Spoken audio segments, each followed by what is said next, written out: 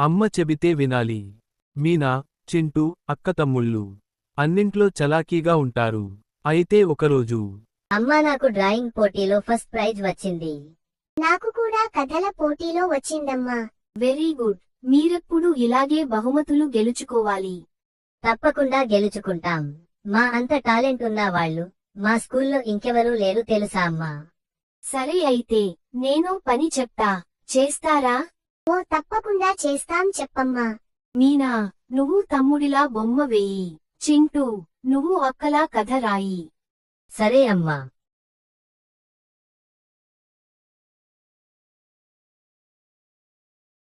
చాలాసేపు ప్రయత్నించినా ఒకరి పని ఇంకొకరు సరిగ్గా చేయలేకపోయారు.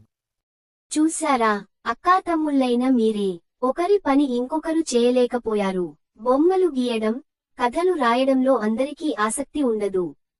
నిజమేనమ్మా. అందుకే మనకు తెలిసిన విద్య ఇతరులకు నేర్పించాలి. రానివి నేర్చుకోవాలి. అంతేగాని ఎదుటివారిని తక్కువ చేసి మాట్లాడకూడదు. సరే అమ్మా, ఇంకెప్పుడు అలా మాట్లాడం.